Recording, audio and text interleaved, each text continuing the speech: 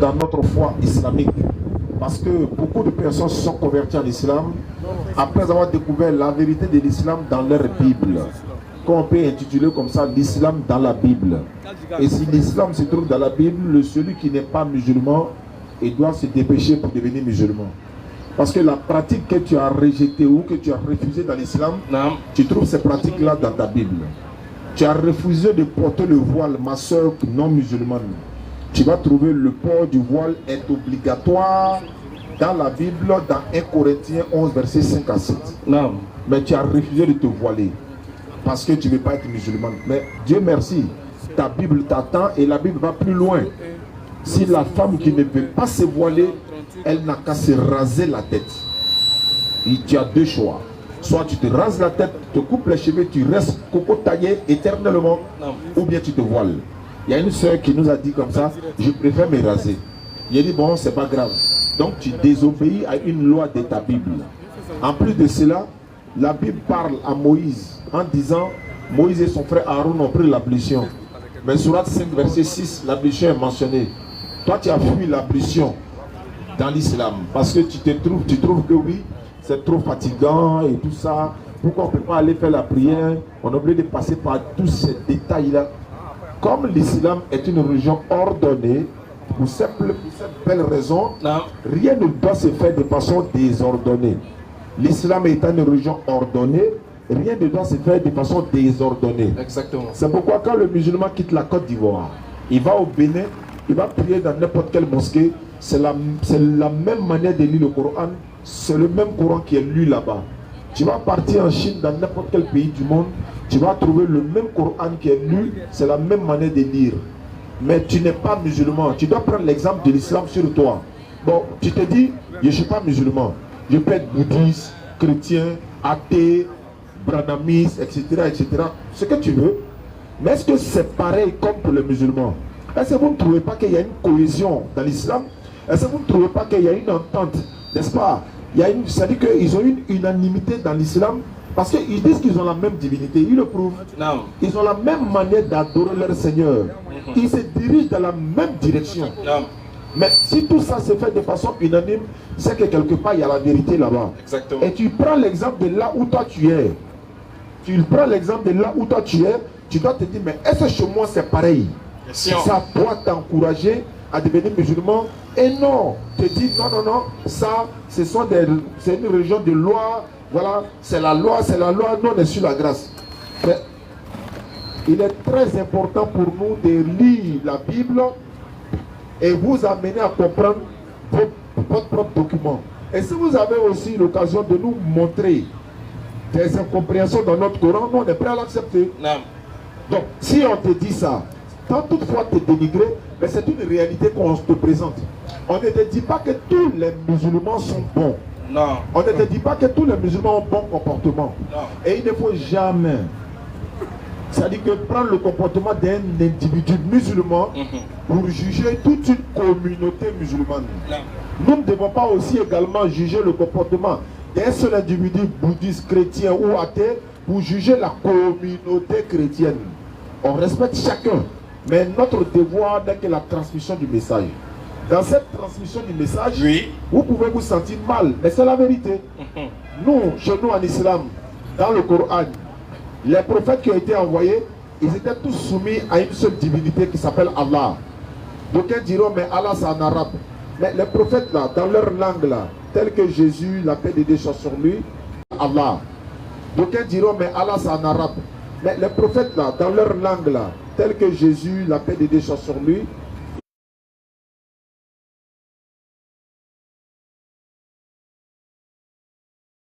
voir notre religion à la place publique. Non. Et puis on présente cette religion-là, on dit bon, nous on a la meilleure des religions, il se pourrait qu'il y a des failles dans notre religion, peut-être qu'on peut ne pas voir. On vous donne l'occasion de venir montrer ces failles-là, on va essayer de voir si on va se repentir ou on va quitter cette religion, on le fera. Ou bien si c'est vous qui n'avez pas compris, on va essayer pour vous expliquer. Exactement. Voici le but de notre présence ici également. Non. Mais en même temps pour vous dire, il n'y a que la religion musulmane, c'est-à-dire la soumission à la volonté de l'Éternel. Beaucoup de personnes se disent par exemple, est-ce que les musulmans et les chrétiens et les bouddhistes etc., etc. Est-ce qu'on a la même divinité? Est-ce qu'on a le même Dieu? Nous disons oui, on a la même divinité. Mais est-ce que nous adorons la même divinité? Là, il y a un problème. Parce que si toi t'adores vache, nous n'adorons pas vache. Si toi t'adores un être humain, nous n'adorons pas un être humain. Si toi t'adores un objet, nous n'adorons pas un objet. Nous adorons celui qui, on ne peut pas le voir. Il est invisible. Allah dit, le regard ne peut le percer, tandis que lui, il saisit tous les regards. C'est lui que nous adorons. Et c'est lui que tous les prophètes ont adoré. Et parmi les prophètes, aucun prophète n'a pratiqué une autre religion si ce n'est la soumission à la volonté de son Seigneur. L'éternel Allah, comment se fait-il? Il va envoyer Abraham, alayhi salatu wassalam, avec par exemple la religion d'Abraham. Il envoie Jésus avec la religion de Jésus. Il envoie Moïse avec la religion de Moïse, la paix de sa société tous, et celle de Mohammed sallallahu alayhi wa sallam avec sa religion. Mais s'il y a une contradiction entre ces religions, qui est à la base? C'est lui qui est à la base, parce que tu as envoyé chacun avec sa religion. Non, il a envoyé chacun avec la même religion. Surat 42, le verset 13, s'il vous plaît. On va essayer de vérifier 42, 13. Vas-y, frère. Qu'est-ce que Allah nous dit en ce qui concerne la religion? À qui il a donné ou il a enjoint la religion? À quels sont ceux-là? Les pères ou encore les bâtisseurs. Surat 42, le verset 13. Surat 42, au verset 13. Il vous a légiféré en matière de religion. Allah dit, Allah vous a légiféré. Le prophète sallam nous raconte, Allah vous a légiféré en matière de religion. En ce qui concerne la religion, c'est pourquoi souvent, quand on veut faire des débats avec les non-musulmans, ils vont venir, non, on prend le thème, Jésus est Dieu, il n'est pas Dieu. On prend le thème, nous on leur propose souvent un thème. Entre l'islam et ta religion, entre l'islam et toute autre religion, quelle est la meilleure des religions? Venez comparer. Ils disent non, nous ce n'est pas une religion, nous ne sommes pas dans une religion. Ceux par exemple qu'on a rencontrés au Bénin, ils ont dit, nous ne sommes pas chrétiens, on est disciples de Jésus. Mais c'est la même chose. Bon, ça va se savoir. Donc en ce qui concerne la religion, il vous a enjoint en ce qui concerne la religion, c'est enjoint à Noé. La religion qu'il a enjoint à Noé, ce que nous t'avons révélé. Ce que la religion que nous t'avons, toi Mohammed sallallahu alayhi wa sallam, nous t'avons révélé également. Abraham. Ainsi que ce que nous avons enjoint à Abraham. À Moïse. Également à Moïse. Et à Jésus. Même à Jésus également. Établissez la religion. Voici les recommandations de leur Seigneur. Il a dit, établissez la religion. Parce qu'il a dit, ce que nous avons enjoint à Noé, à Abraham, à Moïse. Vous voyez, il est place par ordre d'arrivée. Ce qui veut dire, Noé est avant Abraham. Abraham est avant Moïse, etc., etc. Donc, ce que nous avons enjoint au prophète, ça dit que, il dit, établissez la religion. Si elle avait dit, établissez les religions, chacun allait avoir sa religion. Mais il dit, établissez la religion. Et n'en faites pas un sujet de division. C'est un ordre, c'est une recommandation. Non seulement établissez la religion, mais n'en faites pas un sujet de division. Exactement. Donc, vous avez la même religion. C'est pourquoi souvent on se tape la poitrine et on dit, mais attends, frère, parmi les prophètes là, il n'y avait pas un prophète qui était chrétien. Il n'y avait pas un prophète qui a adoré d'autres divinités en dehors de la même divinité que Moïse, qu'Abraham, que Jésus. Donc ils ont la même divinité. Si chacun avait sa divinité, mais le ciel allait dans le désordre, comme Allah allait dans le courant. Si chacun allait, chaque personne allait avec sa divinité, oui. Imaginez un peu le Dieu du soleil, qui est différent de la lune, qui est différent du vent, qui est différent de la nuit et du jour. Et imagine qu'il n'y a pas là-bas, entre là-bas. Les divinités là, le monde sera dans le désordre. Celui qui donne le vent là, lui va fermer le robinet. Celui qui doit donner l'eau, lui n'est pas content de lui, va fermer. Non, Allah seul a, n'est-ce pas, le pouvoir sur tout ça, Inch'Allah. Donc pour vous dire, nous sommes venus vous donner le message de l'islam, le message de paix et de cohésion et de fraternité. Et surtout, nous avons parlé ici avant notre départ. Nous allons le répéter nuit et jour. Chers frères et sœurs, jeunes musulmans et non musulmans, vous savez très bien, dans 2 mois ou dans 3 mois, il y aura les élections présidentielles en Côte d'Ivoire. Il va y avoir une élection. On va élire un président de la République qui va nous diriger durant 5 ans. Mais avant d'aller voter, il y a des personnes qui sont en train d'attiser la haine dans le cœur de la jeunesse ivoirienne. Et la plupart de ces gens-là ne sont même pas sur le territoire ivoirien. C'est ce qui fait un peu mal quand même. Donc nous devons comprendre que eux, ils ne sont pas en Côte d'Ivoire. Ils sont soit en France, soit en Belgique, soit dans des pays lointains. Et puis il dit, ça va se gâter, ça va se gâter. Mais toi, tu dois t'asseoir d'abord, regardez. Hein. Il y a un qui parlait la dernière fois, il a dit, moi je suis venu en France, j'ai la nationalité française. Mon père est français. Mais voilà comment ça s'est passé en Côte d'Ivoire. C'est ça. Mais c'est un Ivoirien. En même temps, il a la nationalité française. Donc en même temps, il se sécurise. Vous voyez, non? Lui a déjà la nationalité. Donc ça veut dire que, quoi qu'il en soit là, il a au moins un quota chaque fin du mois que l'État va lui donner, il a la nationalité. Mais toi, tu es assis à la Cypresse, tu vends ton téléphone. Lui, la nationalité française. Et puis, comment il allait là-bas? Et puis, il a dit, bon, les gars, on va couper le live et il va aller au para. C'est bon, hein? Lui, il s'en va au travail. Alors que le live qu'il était en train de faire là, c'était pour vous dire, apprêtez-vous, hein? Mais en même temps, lui, il s'en va au para. Or, toi, ici, en Côte d'Ivoire, tu es en train de prier Allah pour que ceux qui nous dirigent nous donnent du boulot. Mais lui, non seulement, quand il n'est jamais monté d'avion, il est monté d'avion, il est parti en France. Il est dans Fréon, il est assis dans sa maison. Il est dans... Voilà, il a tout ce qu'il veut. Exactement. Et en même temps, lui, il est en train d'attiser la haine pour toi qui es à Abidjan. Mais d'aucuns se disent, mais attends, c'est trop bizarre que toi, tu nous demandes de faire quelque chose pour protéger toi ton intérêt. Parce que lui, son intérêt, c'est quoi? Lui, il gagne chaque fin du mois un quota que les gens lui donnent pour parler, pour faire la promotion. Mais quand on ne lui donnera pas 5 francs, lui maintenant c'est nous, lui il va appeler, nous on descend dans la rue pour sécuriser lui son quota que lui gagne par mois. Ça veut dire que les gens, c'est pourquoi il y a un qui a dit à un, il dit bon les gars, bon c'est que sûr, on va essayer de descendre dans la rue parce qu'il y a eu ça, on n'est pas d'accord. Ah, il y a le nom d'une personne qu'on doit mettre sur la liste électorale, l'autre on va la DB, etc. Le gars a dit bon on va descendre dans la rue. Et il y a un qui a dit oui, il n'y a pas de problème. J'espère que quand on va sortir, c'est-à-dire que quand on sort là, nous on sort, hein. Ça veut dire on est ivoirien, on comprend. Il dit, Pépé, quand nous on veut sortir là, nous on sort, hein. Ça veut dire quand on sort là, tout ce qu'on croise là, on date et puis on s'en va. Subhanallah. Subhanallah. Maintenant, il dit maintenant, j'espère que quand on va sortir là, vous allez venir, on va sortir ensemble. Hein. Vous savez ce qu'il a dit? Je ne savais pas que je parlais à un mouton. Le gars te dit simplement de venir, on sortir ensemble. Il dit, je ne savais pas que je parlais à un mouton. Maintenant, au contraire, tu veux l'utiliser comme un mouton, il a déjà l'esprit. Toi, tu n'as qu'à sortir, non? Mais si on sort là, toi, tu viens et puis on sort ensemble. Et nous allons dire ça tous les jours, jusqu'au jour des élections, jusqu'après les élections. Qu'Allah protège la Côte d'Ivoire. Amen. Qu'Allah protège tous les Ivoiriens sans exception. Je dis bien sans exception. Même s'il est féticheur, qu'il est en Côte d'Ivoire, pendant ces élections, Allah dit, ne tuez pas la vie qu'Allah a rendu sacrée sauf en bon droit. C'est pas parce que le monsieur est féticheur que toi tu allais tomber sur lui, parce que pourquoi il est idolâtre. Ça c'est entre lui et puis Allah. Tu peux seulement lui passer le message dans ce que tu es là. Allah dit dans le Coran, Surat 4, verset 46, certes, Allah ne pardonne pas qu'on lui donne quelconque associé, mais à part cela, il pardonne à qui il veut. Là, on lui a transmis le message. Mais le féticheur, il a le droit d'aller voter. Mais vous qui allez peut-être descendre dans les rues là, si vous descendez dans les rues, nos magasins, nos petits gralis qu'on a fait là, évitez. Bah, si toi tu es assis devant ton magasin, celui qui va venir dire non, c'est gâteau, va venir casser son magasin, il me trouve sur son chemin. Parce que moi, il protège mon bien. Toi, tu descends dans la rue pour protéger ton intérêt. Donc, soyons vraiment vigilants, chers frères et sœurs, que personne ne puisse nous manipuler. Claire. Ils ont mangé ensemble hier, ils sont en train de manger ensemble aujourd'hui.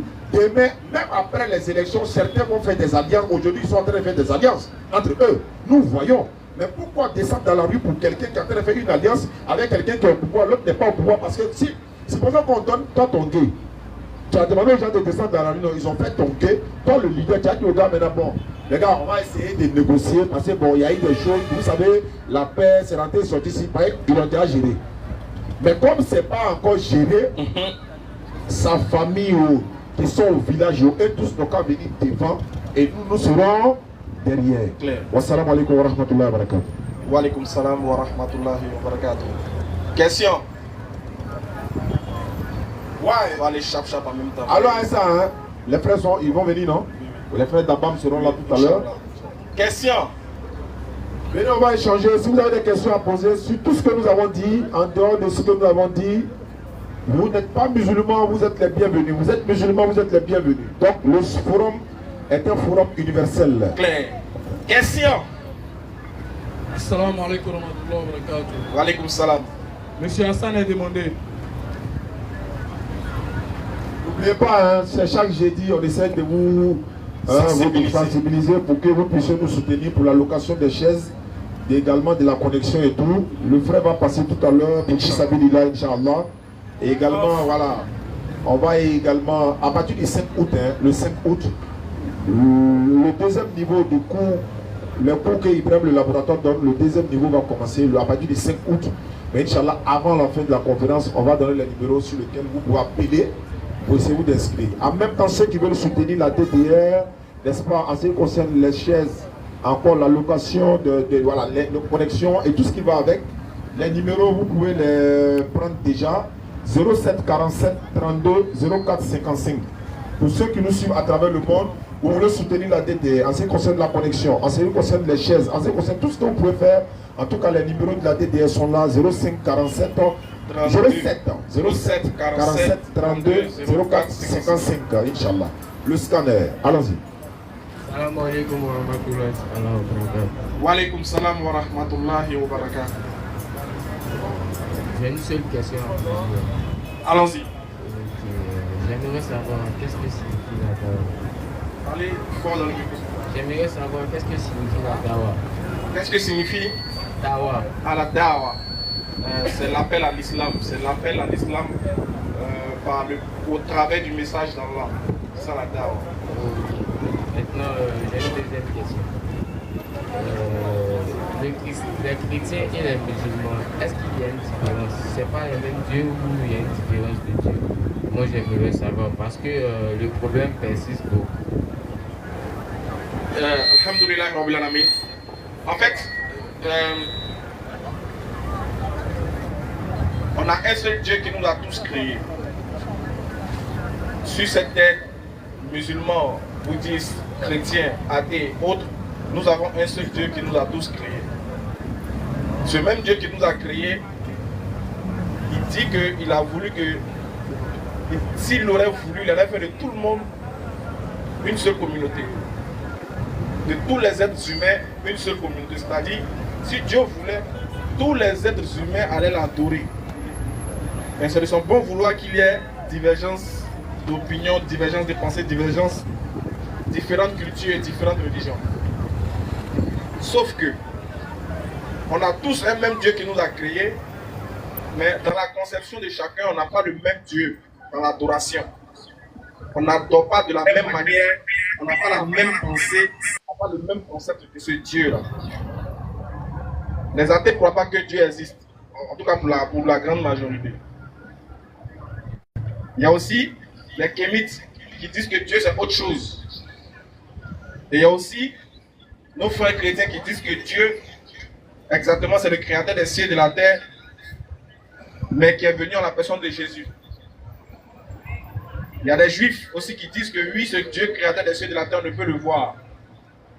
Et il y a des musulmans aussi qui disent que ce Dieu créateur des cieux et de la terre, il est omniscient, il est omnipotent, il ne ressemble à rien de ce qu'on peut lui imaginer, et il ne peut en aucun cas mourir, parce que c'est lui le créateur de la mort et c'est lui qui a créé les êtres humains. Et son nom c'est Allah. Voilà un peu les différents concepts à la ramasse que je cite, qui fait qu'il y a divergence entre nous les musulmans, entre nous les chrétiens, les bouddhistes et les autres croyances.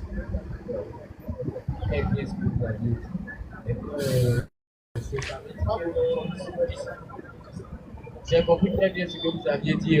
Ça veut dire donc, il suffit simplement qu'on prenne les trucs du bon côté, c'est ça? Ouais, ne pas vouloir penser comme les autres. Tu peux partir, être musulman, tu peux saluer un chrétien, être chrétien, tu peux saluer un musulman. Simplement, les versets en Coran, c'est écrit en français dans la Bible, c'est ça? Si je dois bien comprendre. J'ai pas compris moi-même. Bon, ok. Bon, ok, ce que je veux dire, ça veut dire que quoi? Vous aviez dit que non, on a un même Dieu en commun. Oui. Voilà, j'ai très bien compris. Maintenant, Vous aviez dit, il y a des gens qui pensent qu'on n'a pas les mêmes dieux. Parce qu'on ne prie pas de la même manière, c'est ça? Non. On a le même Dieu qui nous a créés, Oui. mais on n'a pas la même conception de ce même Dieu-là. Voilà, On ne conception. l'adore pas tous. Ah, ok, je comprends. Parce que, par exemple, c'est comme si, je peux dire que toi, par exemple, tu es le père d'une famille. Par contre, tu as des enfants qui sont là.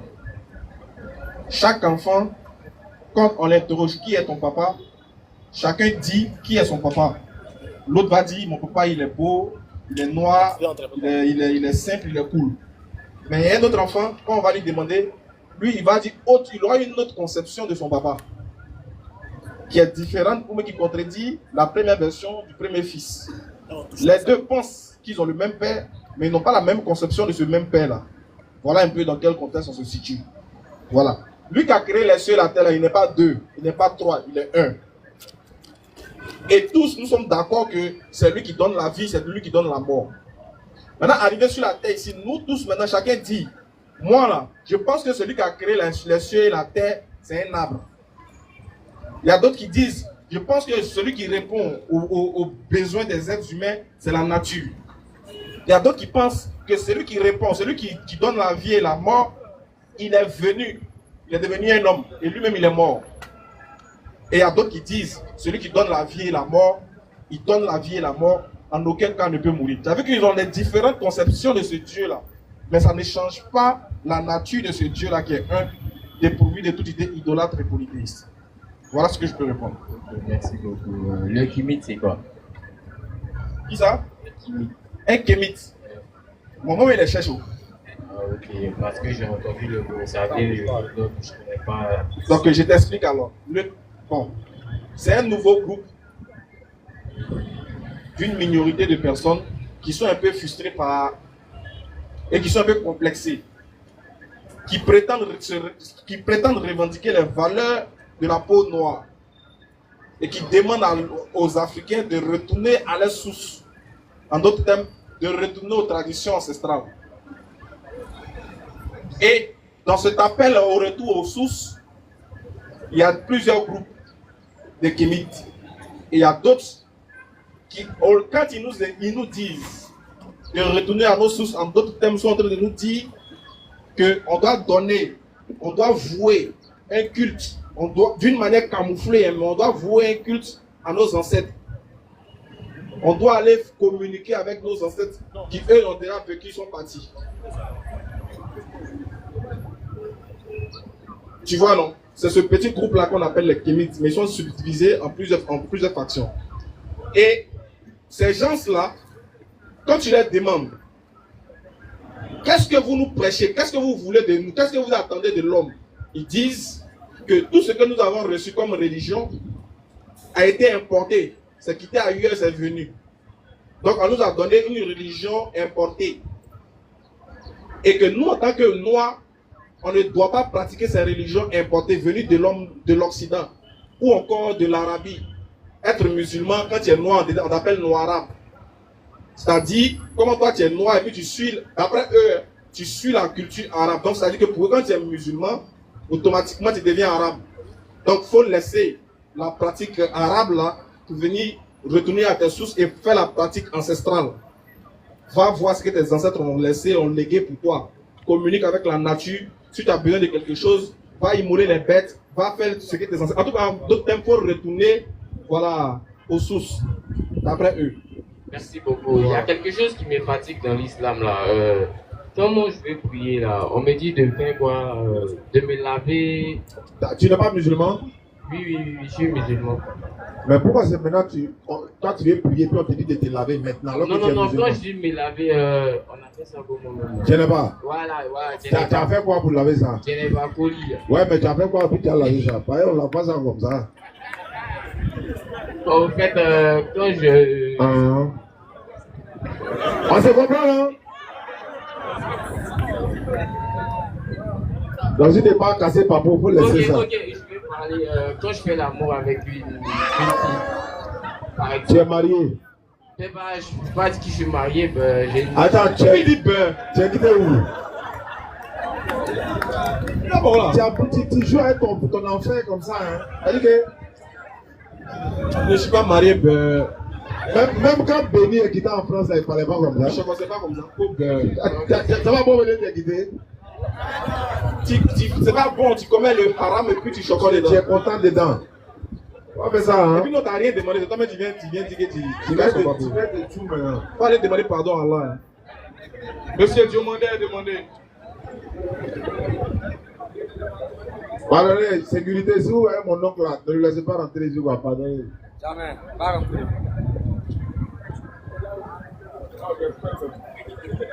Salam alaikum. Wa alaikum salam. J'ai une question par rapport au Maouloud. Par rapport au Maouloud. Comment tu insistes? Je veux savoir, que dit du Coran sur le Maouloud? Si les Maouloud autorisés, comment les célébrer? Ça est dans le Coran. Maouloud, ça se voit dans le Coran. Une question faite. Oui, c'est ce qu'il dit. Que dit le Coran? Ce n'est pas écrit dans le Coran. Maouloud n'est pas dans le Coran. Maouloud, c'est l'anniversaire. C'est la commémoration ou la célébration de l'anniversaire prophétique.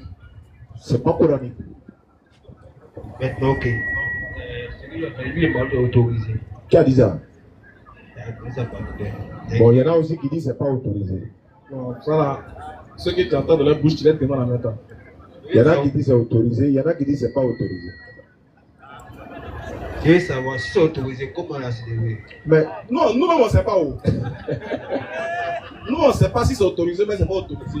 Tu vois là? Donc, quand tu vas chez ceux qui autorisent là, les savants qui autorisent là, ils vont te dire pourquoi c'est autorisé, comment c'est autorisé.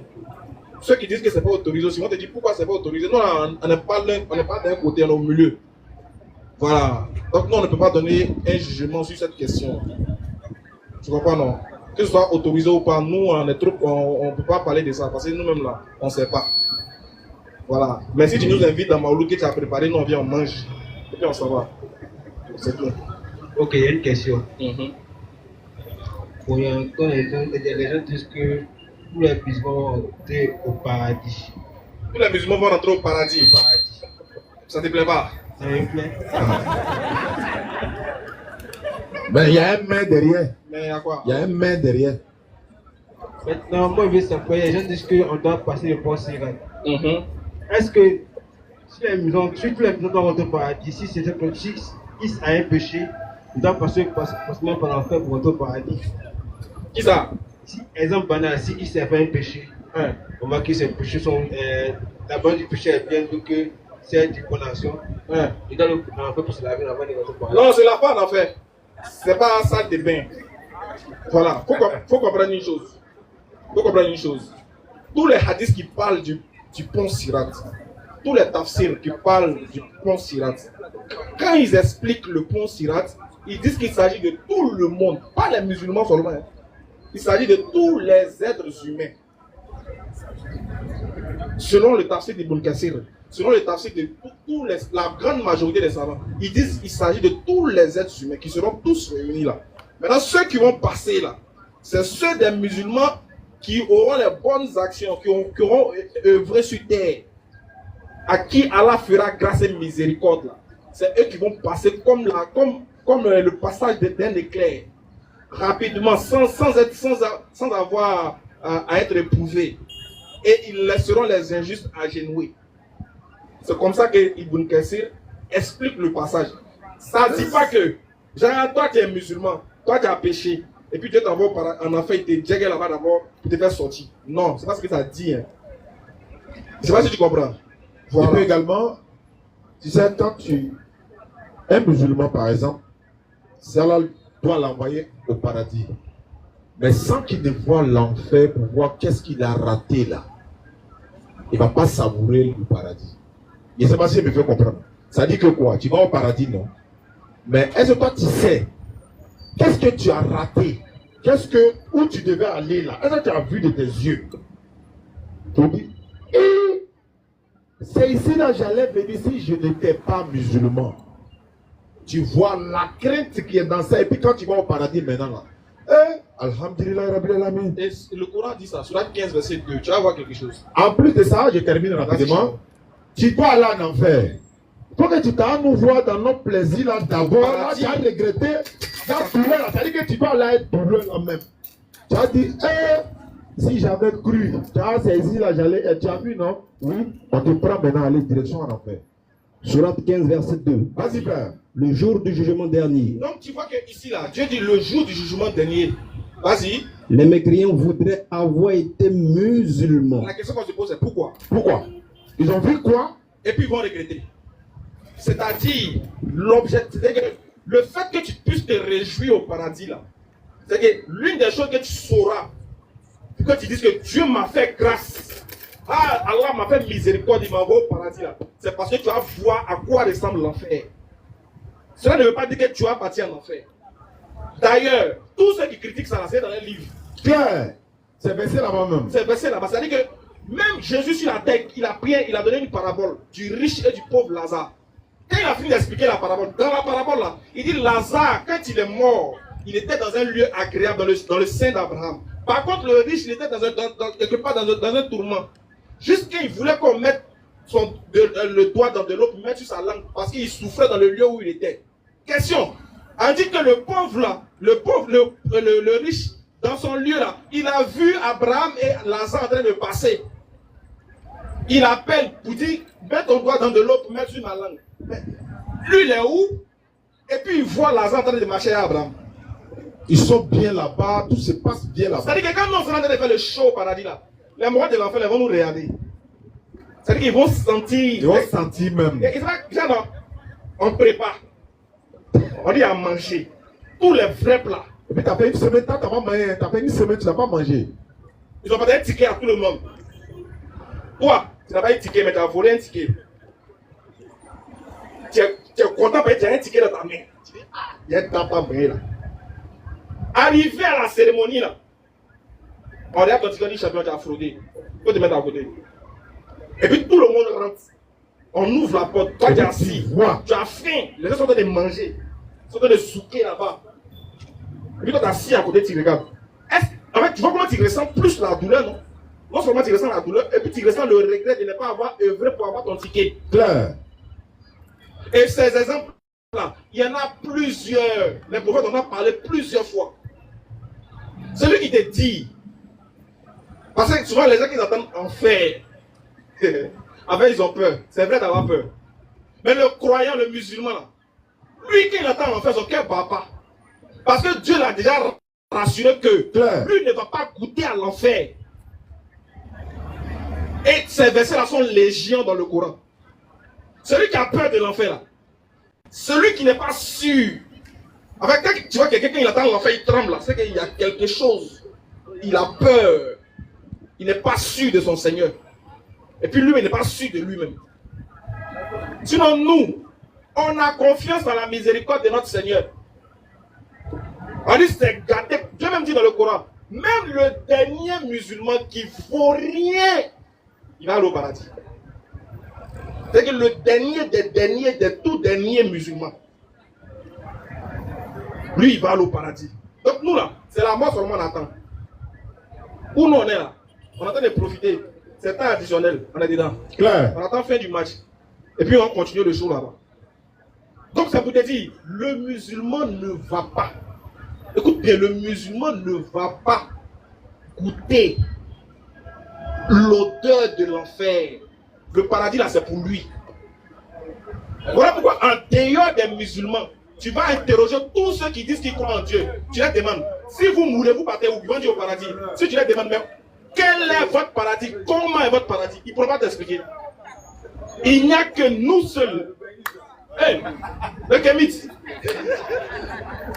On va arriver. Il n'y a que nous les musulmans qui connaissons les contours de l'enfer, même les couloirs. On connaît tous les paramètres du paradis.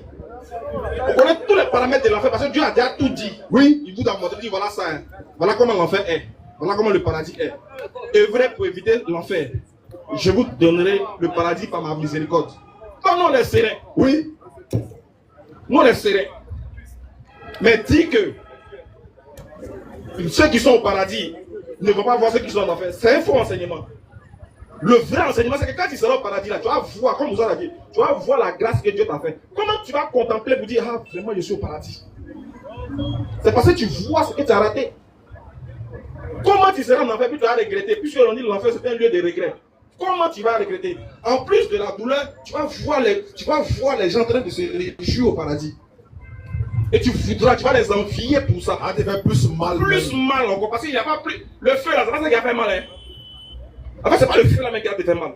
C'est le fait de voir ce que tu te moquais d'eux là, ce que tu sous-estimais là, ce que tu insultais là, ce que tu dénigrais là, dans le paradis là, c'est ça qui va te faire plus mal. Ce qui va te faire plus mal encore, tu vas voir que pour une décision, il fallait que tu prennes une décision seulement pour goûter ça et que tu as refusé là. C'est ça encore qui va encore amplifier ta douleur en enfer. Quand on donne la bonne compréhension. Amina.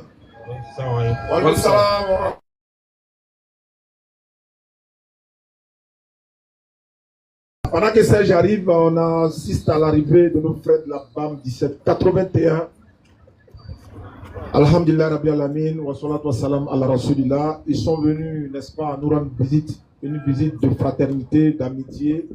Nous sommes dans le même domaine de l'interreligieux, comme je le disais tout à l'heure.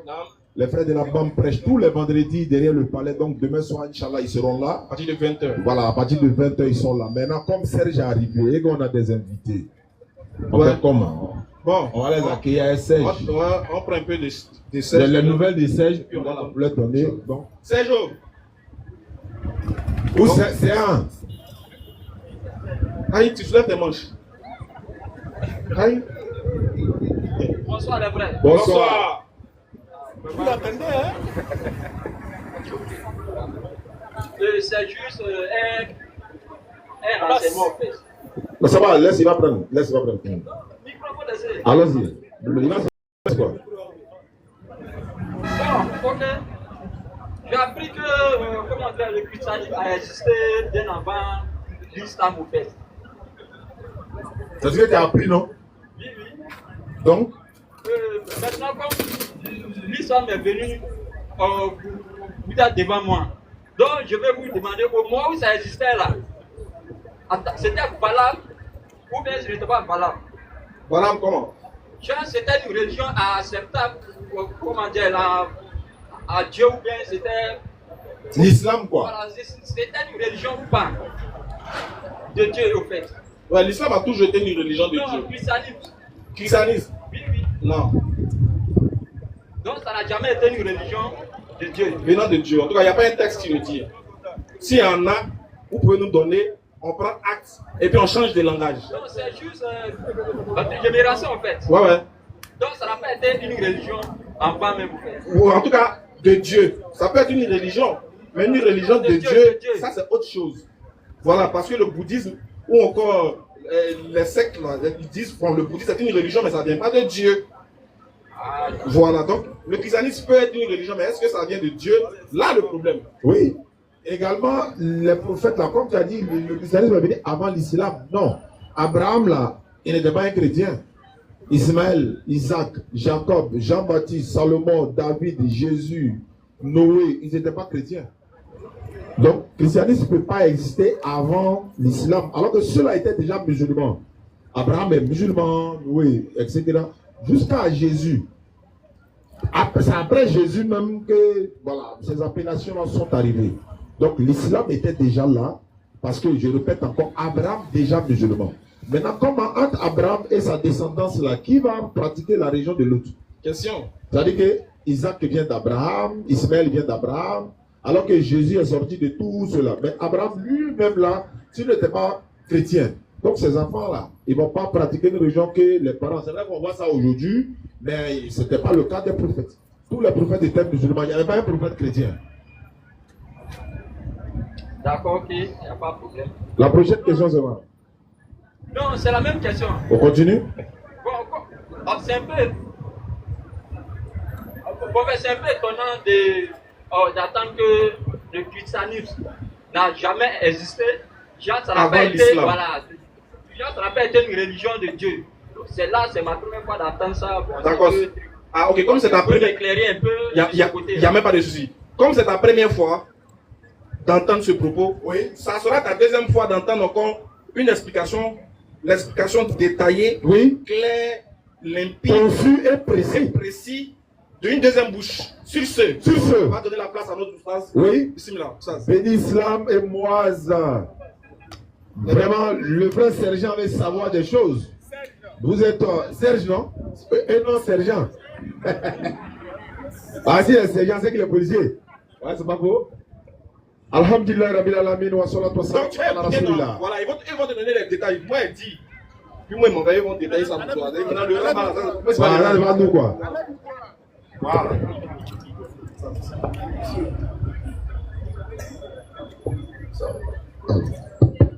Assalamu alaikum wa rahmatullahi wa barakatuh. Très heureux de nous retrouver ici au forum de nos frères de la DDR pour partager avec vous ces instants de spiritualité et de délices spirituelles. C'est toujours encore, comme je le dirais, un plaisir d'être parmi cette jeunesse consciente qui a compris l'essentiel de ce qu'ils sont. Parce qu'Allah, il a établi la base en disant et partant de ce fait-là, tout jeune doit comprendre le but et la raison de son existence. Donc, l'interrogation du frère n'est pas une interrogation bête. C'est une interrogation qui est censée, parce que nous supposons qu'il est en quête de cette connaissance-là, qu'il n'a pas encore véritablement percé. Effectivement. Et notre devoir, c'est de nous faire fort et pouvoir lui donner le peu que nous savons. Parce que personne n'a la connaissance infuse. C'est clair. C'est pourquoi en Pamara on dit au Doni. Doni Koroloko Fitini. Ça veut dire personne n'a la connaissance infuse. Si tu veux faire le plus grand chef du monde, tu as Doni. Effectivement. Tu n'as pas tout. Non. Donc sur cette base-là, on va essayer de vous donner ce que nous avons. Je peux, concernant votre question. À savoir le christianisme et l'islam. Allah nous rappelle dans le Coran en disant et de ceux qui disent nous sommes chrétiens, nous avons pris leur engagement. Effectivement. Donc le fait de dire que tu es chrétien là, c'est pas problématique. Hein? Ça va dépendre maintenant de ce que tu as compris du fait d'être chrétien. Est-ce que tu es chrétien parce que Jésus est Dieu, fils de Dieu, mort sur la croix pour toi? Ou bien est-ce que tu es chrétien au temps de Jésus parce qu'il a annoncé le Tawhid et la connaissance d'Allah, et lui en tant que son prophète, nous avons pris leur engagement. Mais ils ont oublié une partie de ce qui leur a été rappelé. Ah, c'est clair. Comprends, frère?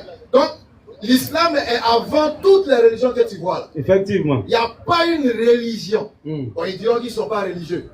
Mais une personne qui te dit qu'elle n'est pas religieuse, attention, il faut savoir qu'elle n'a pas encore toute la profondeur de l'étude même spirituelle. Effectivement. Parce que la religion, par définition, c'est la connexion. C'est la relation qu'une entité a avec une divinité. Donc tout être humain, tout ce qui existe est religieux d'une manière ou d'une autre. Effectivement. Comprends? Donc la seule religion sur cette terre, c'est l'islam. Pourquoi l'islam? Parce que l'islam n'est pas attribué à un être humain. Effectivement. L'islam, sa racine, c'est salam, ça veut dire la paix.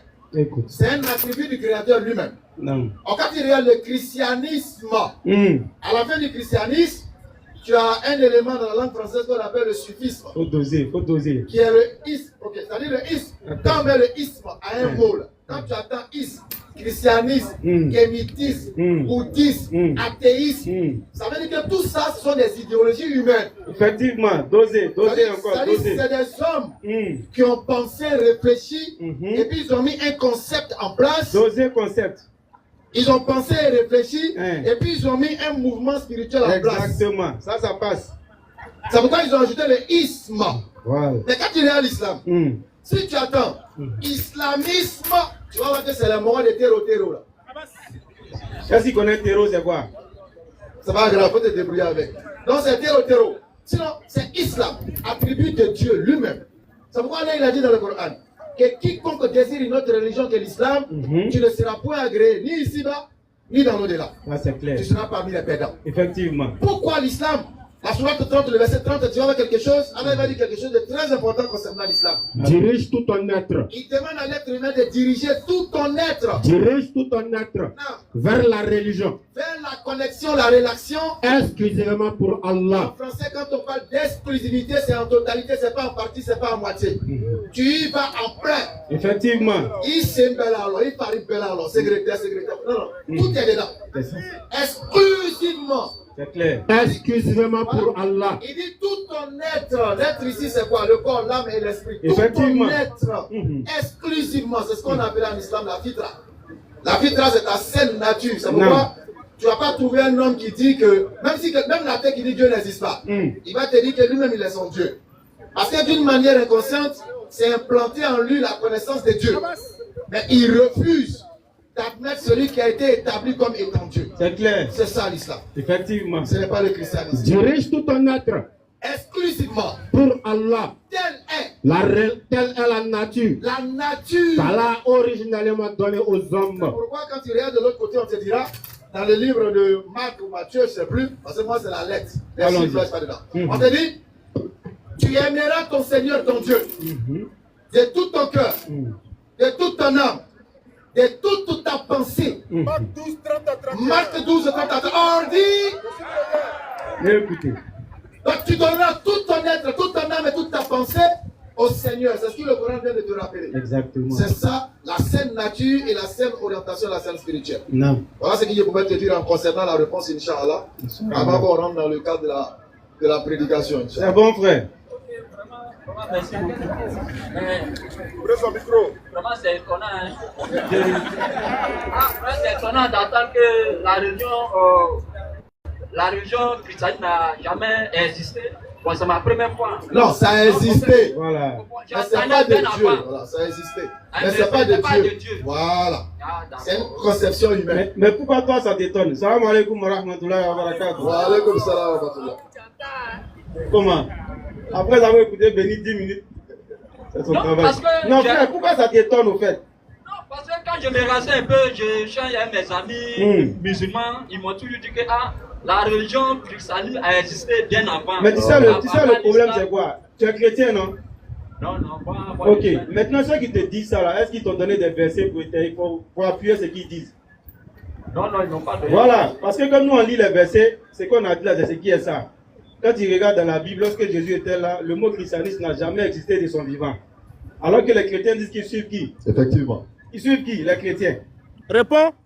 C'est une question quoi. Oui. Ils disent qu'ils suivent Jésus. Mais comment se fait-il que de son vivant, il n'a jamais entendu le mot christianisme?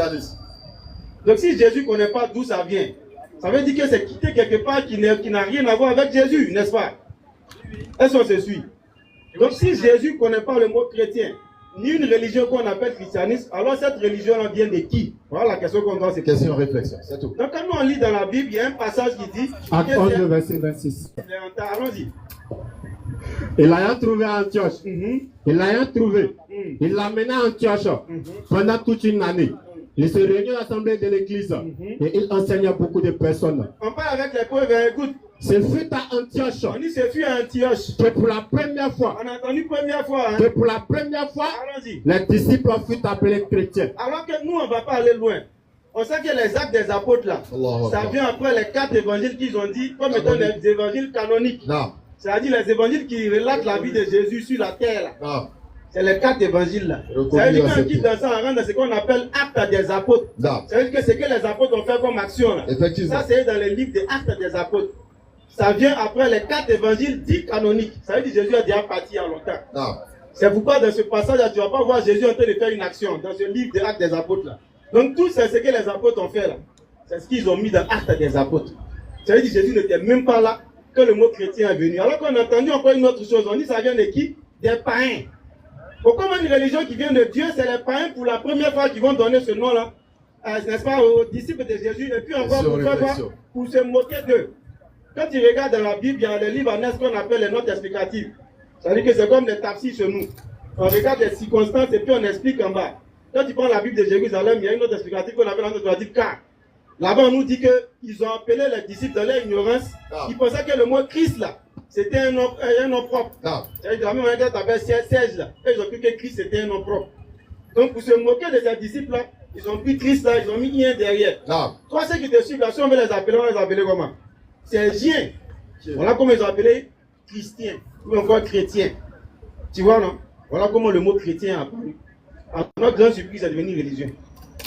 Donc voilà, tu vois, il y a un problème. Pour terminer. Maintenant, je termine avec un verset. Alors qu'on regarde aussi par ailleurs dans le livre que les musulmans utilisent, qu'on appelle le Coran. Il t'a lu la sourate 30, verset 30.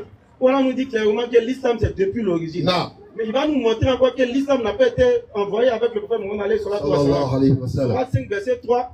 Alors il va dire Al-yawma akmaltu lakum dinakum wa atmamtu alaykum ni'mati wa raditu lakum al-islam ad-din. Il dit aujourd'hui j'ai parachevé pour vous votre religion. En français quand on dit parachevé, ça veut dire que c'est quelque chose qui avait commencé auparavant. Effectivement. Donc Mohammed alayhi wa sallam, il est venu parachever l'islam qui avait débuté depuis la base.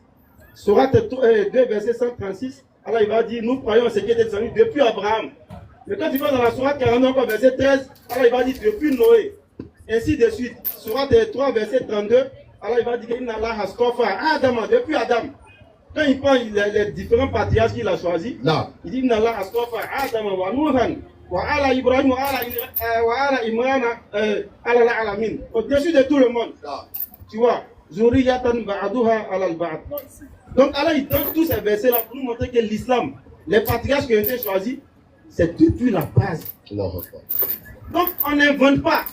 On n'est pas venu ici pour parler parce qu'on n'aime pas le christianisme ou bien parce qu'on veut que les chrétiens soient détenus de leur religion. Non, pas du tout. C'est les textes qu'on a lus. La Bible, qui est censée définir le christianisme, nous dit clairement dans le même livre que le christianisme est venu après Jésus. C'est pas nous on a inventé. On prend le Coran, on nous dit que l'islam existe depuis l'Oghali. Donc, on n'a pas inventé. Là, si tu dois choisir une religion, en tant que personne réfléchie et intelligente, tu choisis quoi? Ce qui vient des païens ou ce qui vient de Dieu? Fais un choix. Allons-y. Tu ne comprends pas? Fais un choix. Ça veut dire que si tu dois choisir une religion, tu as dit que tu n'as pas de religion. Pour le moment. Voilà. Si tu dois choisir une religion, on t'a présenté deux choses. Une religion où on te montre l'ascendance, on dit que ça vient depuis les différents patriarches, depuis Adam. Après Adam, c'est qui? C'est Dieu, ça remonte directement à Dieu, c'est le premier humain. De l'autre côté, on te donne la chronologie, on te montre que la religion même qui dit suivre Jésus est apparue après Jésus. Ça veut dire que Jésus même ne connaît même pas cette religion. Donc tu choisis quoi? Donc il y a un problème. Forcément, c'est la religion. Quelle religion?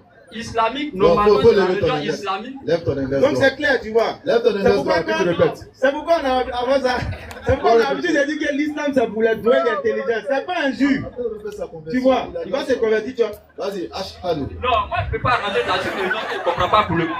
J'entends, moi ma préoccupation c'était quoi? C'était pour savoir si le christianisme existait avant ou pas. D'accord, maintenant tu as su. Tu sais non? Tu sais maintenant? Voilà. Tout à l'heure on parlait de la mort, tu as entendu? Effectivement. Donc tu sais non? Oui, je sais très bien. Tu meurs quand? Non, je ne sais pas. Donc lève ton index. Ashhadu. Parce que dans une religion, quand tu veux rentrer dans une religion, il faut être sûr dans ce que tu veux t'engager. Tu ne peux pas venir un coup aujourd'hui en même temps. Je ne comprends pas. Le thème, c'était quoi? Je suis venu me renseigner. D'accord. Maintenant, une question rapidement. Je t'interromps, excuse-moi. Tu as répondu que le christianisme n'est pas une religion qui vient de Dieu. Qui vient de Dieu. Pas ajouter dessus. C'est pas une religion qui vient de Dieu. Là, je suis d'accord avec vous. C'est les gens qui ont créé. C'est que ce sont les gens qui ont créé. Ça, je suis d'accord avec votre explication avec les preuves en appui. Mais, directement à l'islam, je ne suis pas venu poser automatiquement la question sur l'islam. En fait, on s'inquiète. Puisque toi-même, tu ne sais pas quand tu meurs. Nous ne savons pas quand nous mourrons. Or, le destin le plus sûr, c'est quoi? C'est la mort. Or, c'est ça qu'on est en train de préparer. Ton interrogation, c'est pour préparer ça. Notre présence, c'est pour préparer ça. C'est pourquoi nous te prenons en même temps le gâteau, mange, lève ton index, tu attestes, et puis après tu vas réfléchir. Non, gâteau, quand tu es présent, il faut tirer ton coup, tu as regardé d'abord. On dit, il y a un proverbe nous aussi qui dit Dendeman n'a pas l'oc. Voilà, tu connais ça demain? Dendeman n'a pas l'oc, mais Dieu est dans la main de Dieu. Oui, justement, mais Dieu t'a donné. Tu es là? Attends, tu vas dire que tu es là à cause qui t'a envoyé ici? Au-delà de ce que toi-même tu as pu faire là, qui t'a envoyé ici? Non, c'est Dieu qui m'a envoyé. Je te raconte une histoire. Il y a un monsieur là, il a demandé à Dieu, vraiment machin, il s'est retrouvé dans un mouvement chap, son bateau a chaviré, il est au milieu de l'eau. Il a accroché un arbre, il invoque Dieu. Il dit Seigneur, viens à mon aide. Il fait tous les doigts, il a tout demandé. Un coup, il y a un hélico qui part, et puis il descend l'échelle. Le moment là, l'hélico, moi il a dit Dieu, est-ce qu'il a dit avion? Et lui, c'est plus pour Abraham quoi. Ils sont partis. Il y a un bateau qui venait vous laisser. Tu es Dieu. Il faut quitter. Donc, ainsi de suite. C'est plus pour Abraham. Et puis il est mort. Il a trouvé Dieu, il dit, mais God, moi, je t'ai invoqué juste quand tu ne m'as pas répondu. J'ai attendu jusqu'à 6 mois et puis tu veux me punir. Il dit, petit, tu n'as pas dit avion là. Il dit, non, mais moi je t'ai dit, toi, il n'a pas dit avion. Mais avion là, qui a envoyé? Tu n'as pas dit bateau là. Tout ça là, c'était la réponse à ta demande. Dieu lui-même, il ne descendra pas. Mais il te montrera des signes. Et à partir de ces signes-là, tu pourras te rappeler qui t'a répondu. C'est clair. Donc, c'est parmi ces signes-là, tu es là. Lève les vestes. Non, pas pour le Bon, moment. même dans Zégo. Ok, vraiment, merci beaucoup. Ok. Kala nous donne le temps. Alors, c'est. Traoré Lamine est demandé.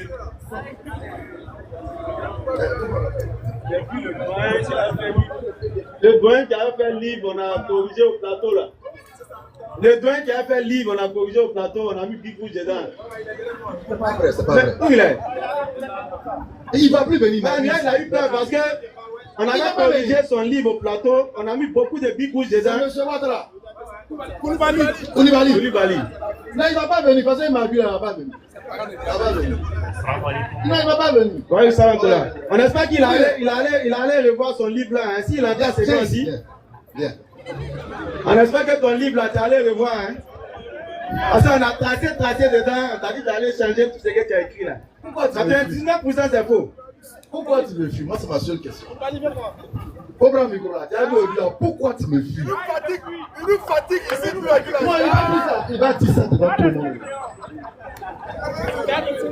Combien de fois je t'ai appelé? Combien de fois je t'ai appelé? Pourquoi tu me fuis? Faut dire les gens. Le micro est lourd. Bonsoir à tous. Bonsoir, on a compris. Pourquoi tu me fuis? J'ai dit bonsoir, on a compris. Répondu, hein. Pourquoi tu me fuis? Je t'ai appelé ou je t'ai pas appelé? Béni Islam. Ah, c'est Béni Islam. Il va ça. Je t'ai appelé ou je t'ai pas appelé? Attends, je voulais savoir. Bon, pourquoi tu me fuis? Faut dire les gens. Silence radio fréquence bruit. On va avancer. Voilà, on va avancer. C'est mieux. Les gens ont compris, les intelligents ont compris. Moi, je veux savoir, le livre là, tu as corrigé comme on a dit là. Il n'a pas corrigé, hein. Si on prend même Big Rouge encore. C'est pourquoi il fuit. On a tracé dans le livre là, il dit qu'il faut payer. En fait, il fuit pourquoi? Le monsieur a fait un Il y a un livre. frère qui a payé le livre. Et le livre, on a corrigé le livre. Quand il a vu la correction, on dit viens au débat. Il a passé, il dit on a Je payé l'appelle, son il livre. vient plus. Il dit bon, je viens, il vient plus. Il me voit, il dédie. Donc c'est bon. Pour la Koulibaly, Ou bien on a corrigé considérément. bon, on va avancer. Celui qui dit il y a Trinité dans le Coran, figurez-vous le verset qu'il utilise c'est quoi? Bismillahirrahmanirrahim. C'est bon, Koulibaly, c'est Puis il y bon. a Big Rouge, j'ai mis dedans là. C'est bon.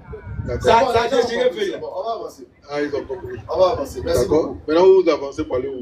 Non, on va prêcher. On va prêcher. Ah, vous allez prêcher. On va essayer de te sauver. Comme les gens ont compris. Donc de temps en temps tu viens, les frères vont continuer à t'enseigner jusqu'à ce que tu deviennes musulman. Inch'Allah. Donc tu viens. Hein? Non, il ne peut pas nous fuir et puis venir s'arrêter ici. D'accord. Non. En fait, je ne vais pas me poser une question. Il n'y a pas à répondre. C'est pas pour poser une question. C'est pour juste dire quelque chose. Vas-y. J'espère que ça vous répond à la question. À quelle question? Pourquoi tu me fuis? Pourquoi je te fuis? Oui. Bon, d'accord. Peut-être que je suis un menteur. Sinon, ce que je sais, c'est que tu as essayé de fixer plusieurs rendez-vous Il t'a appelé pour qu'on plusieurs puisse fois. parler en présence de votre maître Abdul Majid. Non, pas du tout. Il n'était même pas là. Ah bon? Ouais, il était même... Quand on s'est appelé, il n'était même pas là. Maintenant, pourquoi tu n'as pas accepté? Et puis, j'étais là, je le vois dans le forum de DDR. Effectivement. Le jour C'est pas le frère là qui est là. fait signe. Il dit oui, c'est lui, mais on attend, il est où? D'accord. C'est pas important même. On va gagner. Ok, maintenant DDR n'a pas pu répondre Non, ils ont tout répondu. sur le livre. Ils ont tout répondu. Ils ont dit qu'ils n'ont pas répondu. Maintenant, si tu es qu'ils n'ont prêt pas pour pu, le livre, ça c'est un autre cas. Oui, je Tu suis nous prêt. trouves où on dort là. Et puis on va faire sortir le livre là, on checker ensemble. Mais est-ce qu'on a bien corrigé? Est-ce que tu as pris en compte? C'est ça on demande d'abord. Parce qu'on ne peut pas faire plusieurs corrections quand même. Tu vas nous payer, hein? D'accord. Par contre, tu vas donner ton livre à un éditeur. Là. C'est comme ça qu'on a fait pour toi. D'accord. Moi, je dirais... Rapidement, c'est Dieu qui sait faire les choses. Hein. Moi, je suis venu aujourd'hui, je pensais voir mes amis de la DDR. C'était pour venir leur demander la route. Et leur dire que, bon, vraiment, c'est... Non, je reprends ma fonction de pasteur. Aïe! Tu as toujours été pasteur, non? Non. Quand je les ai rencontrés ici, je leur ai dit que j'ai été suspendu de ma fonction de pasteur à cause du livre que j'ai écrit sur le Coran. Ah, d'accord. Okay. Et que, bon, pour pouvoir continuer à travailler sur le Coran, j'ai accepté de me mettre de côté pour faire le travail qu'il fallait faire sur le Coran. Et ça fait 23 ans, depuis 2002. Bon, ça là, vous avez attendu 23 ans. Un jour, il va comparer ça à la prophétie de Nabi alayhi salatu wa salam. Vous allez dire qu'il a dit. C'est publicité, il a venu de J'ai fini. 23 ans, un jour, il va dire. J'ai fini. Donc, j'ai fini. Koulibaly, on va gagner du temps. Oui, gagner du temps. Nous là, on gagne quoi? Ce qui va te dire, pasteur. Moi, non, je suis venu dire au revoir à mes amis. Il y a mon fils qui est là. C'est le fils du pasteur. Ça veut dire que tu vas plus faire. Tu vas plus avoir des chances, c'est ça? Non, c'est fini. Ça va finir. Parce que là, tu auras des intérêts à proprement parler à protéger. Non, c'est pas des intérêts à protéger. J'aurais trop de choses à faire que de venir. Il n'y a pas de problème, ça. Voilà.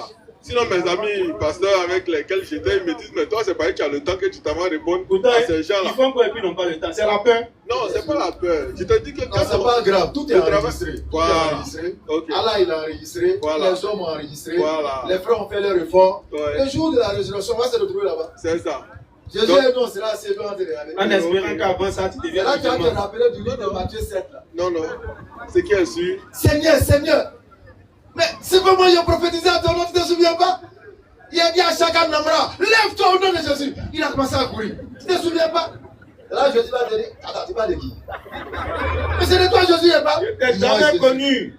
Moi, toi et moi, on se connaît. Arrière de moi. Parce que tu commets l'iniquité. Exactement. Et quelle est cette iniquité? Tu guéris en mon nom. Alors que moi, j'ai guéri au nom de Dieu. Parce que vous n'avez pas compris le paramètre. Quand Jésus dit, demandez en mon nom. Et cela sera fait pour vous. Écoute, ça ne veut pas dire de venir dire au nom de Jésus. Non. Jésus t'a dit quoi? Je n'ai point parlé de moi-même. C'est clair. Et tout ce que je dis, c'est le Père qui dit, Dieu dit. Donc quand il te dit je, est-ce que je c'est lui? C'est pas lui. Oh, c'est écrit Jean 12, verset 48 et suite. Je dis. Qui est en train de dire Dieu? Donc quand il dit, demandez en mon nom. Qui est en train de demander à son nom? C'est celui qui met la parole dans sa bouche. C'est lui avancer, ciao. On va avancer, Inch'Allah. Prochainement, on va avancer. Donc merci d'être passé. Maintenant, je peux dire un dernier truc. Hier nuit. Tu as rêvé. Ouais. Ah ouais. Merci beaucoup, merci. Il y a une prophétie va sortir dans ça, amusez-vous. Ça dit tellement le connaît. Qui fuit qui alors? Non, aujourd'hui, non. Qui fuit? Non, aujourd'hui. Ah, vous fuyez aujourd'hui? Non. Vous connaissez que vous fuyez aujourd'hui? Oui, prophétie, qu'est-ce que tu es en train de faire là? Quand tu as fait ta fonction, tu vas expliquer ça là-bas. Si je te dis ce que j'ai vu en rêve hier nuit, tu vas fuir vraiment. Devant tout le monde ici là. Donc, c'est à cause du temps. Donc, vous reconnaissez que non, c'est pas de votre niveau. Voilà, donc c'est le maître que je voulais, mais malheureusement, il n'a pas voulu se présenter. Affaire ou un rêve là, c'est un niveau de Paul. De toute C'est façon. pas le même niveau. Non, de toute façon. Oui. De toute façon. Oui. La Bible t'a dit, Oui. Satan s'est déguisé en ange de lumière. Oui. Donc c'est pas toute lumière qui verra dans ta maison qui est Jésus. Bon, d'accord. Peut-être que tu as vu une lumière, c'est Satan lui-même. Mais ce qui est intéressant. Maintenant, pour terminer, oui. et je donner un petit exercice. Qui est Satan selon la Bible? C'est l'ange de lumière, Lucifer, qui est tombé. Est-ce que tu peux sortir un seul verset? Un seul verset. Un seul verset? Oui, de quoi? Que Satan est un ange de lumière. Mais Lucifer, ça veut dire porteur de lumière. Un verset biblique pour dire Satan est un ange de lumière. Je reviens ton premier disciple. Comment Satan est un ange de lumière? C'est ce que tu as dit, non? Non. Tu m'as dit qui est Satan selon la Bible. Je t'ai dit que Satan était un ange de lumière. C'est écrit où? C'est écrit dans Ésaïe 28, lecture. Ézéchiel 14. Lecture. Je ne suis pas une encyclopédie. Hein. Non, pas Ésaïe 14. Prends Ésaïe 14.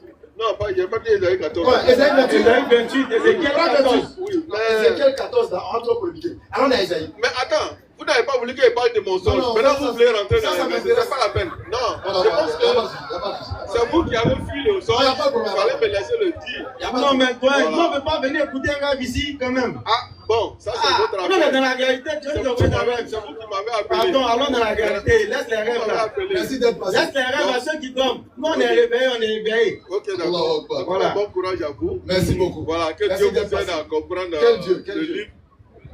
Le Dieu créateur du ciel et de la terre. Son nom. Il s'appelle Allah, il s'appelle Yahweh.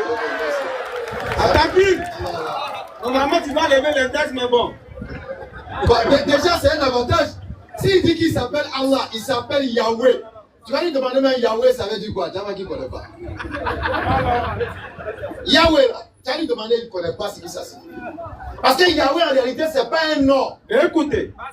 Yahweh, ce n'est pas un nom. Yahweh veut dire c'est lui Dieu.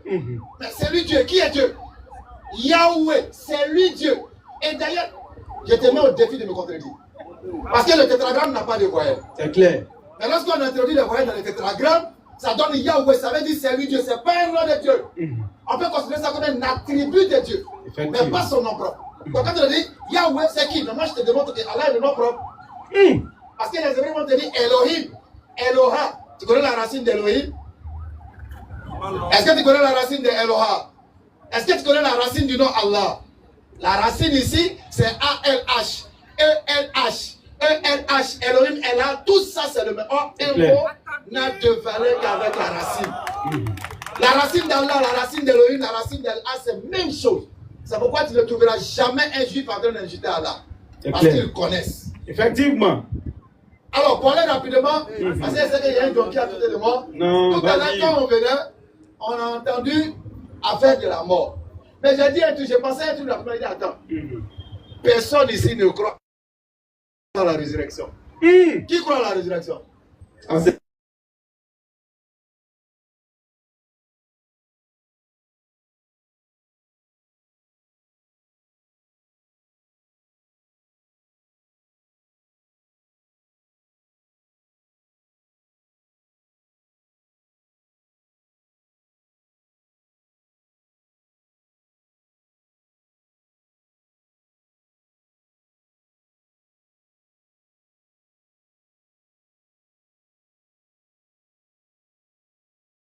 Et puis en nous-mêmes. C'est clair. Tu crois?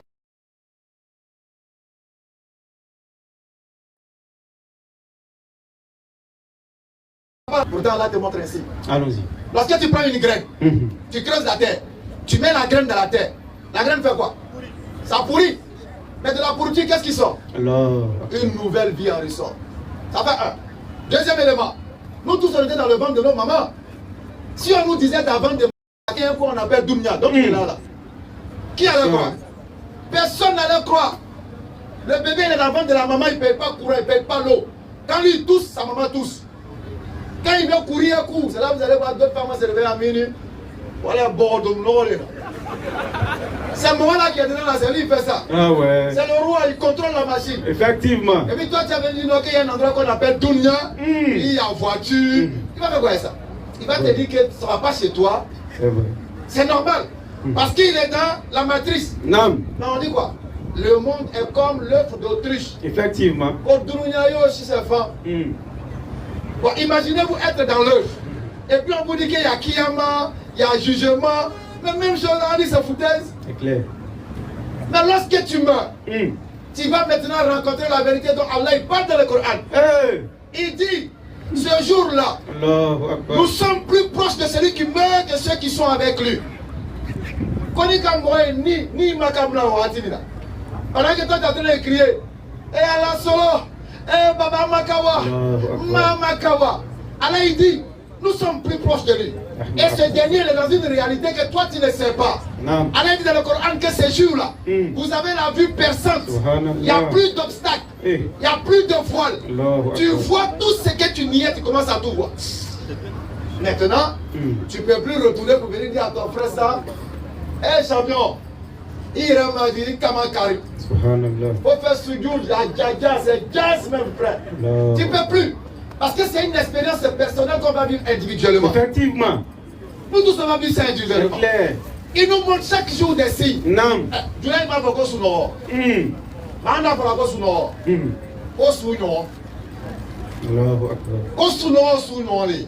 si tu as compris le mécanisme du sommeil, tu auras compris le mécanisme de la mort et de la résurrection. C'est clair. Ni quand c'est le potier dans la lassisa. Ok. Quand il y a un dans la la. Non. Il flamme l'année. Ma femme c'est le dans la grande. Il rompt, il ne parle pas de ça. Mais les deux dorment. Et puis tu mets un homme mort, un homme qui dort à une certaine distance, tu ne peux pas faire de différence. C'est clair. Tu ne peux pas savoir qui dort, qui est mort. Effectivement. À moins qu'il soit un ronfleur. Non. C'est là que tu peux savoir. C'est clair. Pour te dire que le sommeil est l'équivalent terrestre de la compréhension de la mort. Effectivement. De la même manière on se couche, non. on se réveille. C'est de cette même manière-là que nous allons mourir et ressusciter. C'est clair. C'est vrai. Tout ce qu'on peut faire, c'est ça qui est là. Non. Le rappel. Nous ne sommes pas mieux que vous. Hein.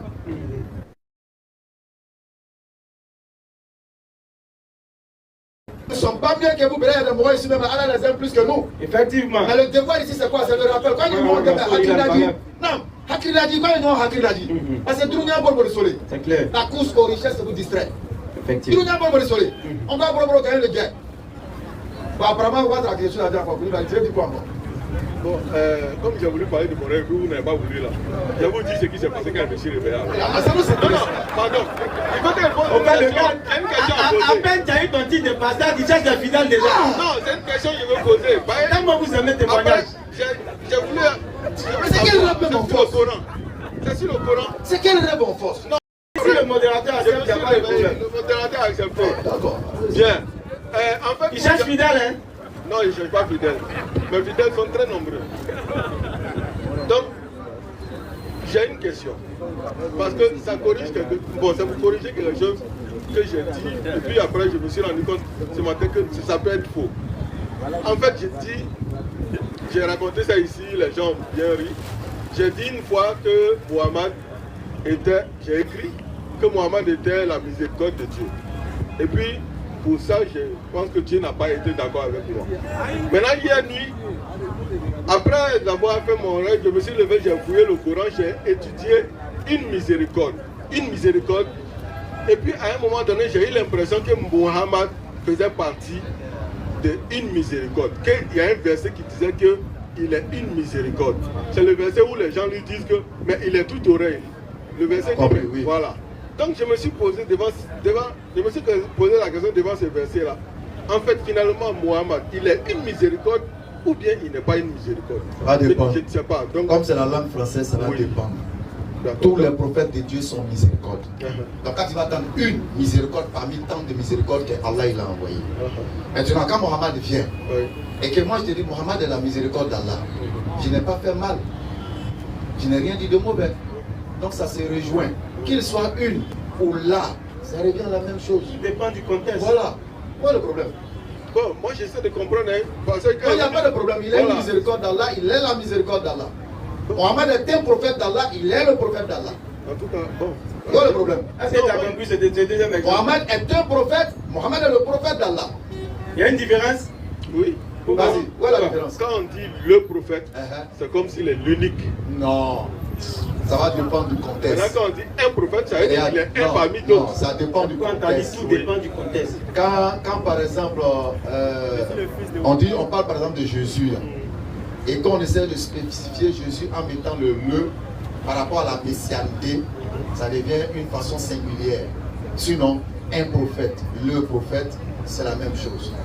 Mohammed est un prophète, Mohammed est le prophète d'Allah. Tout dépend du contexte, voilà. Comme on l'a dit. C'est encore problème, il ne faut pas t'embrouiller. Je ne m'embrouille pas, j'étudie. Non, quand tu étudies là, juste quand tu rêves à quelque chose, puis tu veux étudier. Ah, bon, c'est qu'il y a aussi, moi je pose les questions pour avancer. Donc, merci pour la réponse que vous avez donnée. Moi je savais que Jésus, le Coran a dit Koulibaly est un docteur, Koulibaly est un docteur, Koulibaly est le docteur.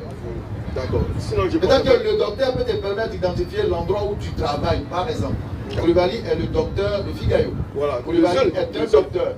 Tu comprends? Non, on peut dire ça comme ça. Oui, dans un cadre. Oui. Si on prend le cadre de Mohammed en tant que dernier prophète, là, il est le prophète et il est la miséricorde. Parce qu'il n'y a rien devant, il n'y a rien derrière, il est le seul qui est là.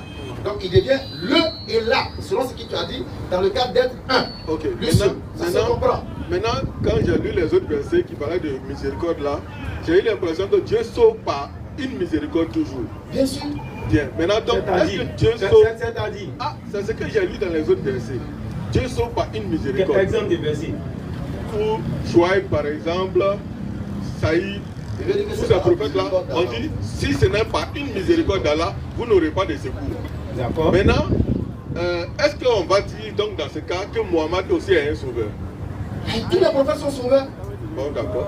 Tous les prophètes sont sauveurs. Ça, on le dit. Pas dans le sens forcément que tu entends le sauveur, mais rien qu'à avoir la fonctionnalité du mec, tu comprends qu'il est le sauveur ou pas. D'accord. Du moment où il est avertisseur, il est annonciateur, il est déjà un sauveur.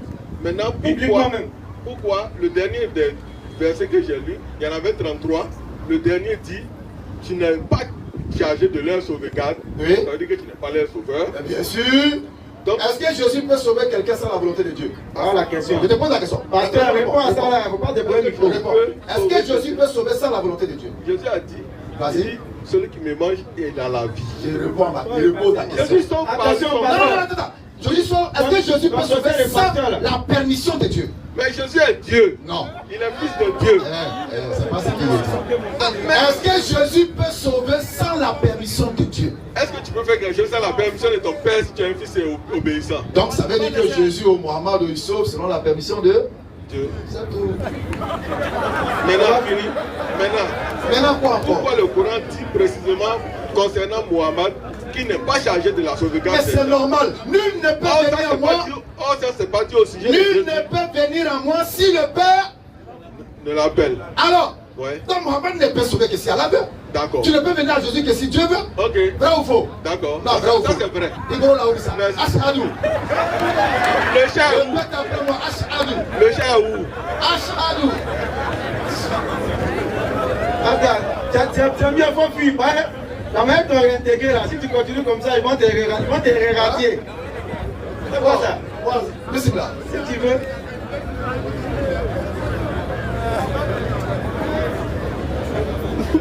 C'est ça l'attente, tu as fait rêve, il y a un résultat du rêve. Nous on n'était pas dans le rêve, on a détruit. Salam alaikum. Wa alaikum salam. En fait, je voulais poser 3 questions. Ma première question est de savoir le mariage du prophète Mohammed sallallahu alayhi wa sallam avec Aïcha.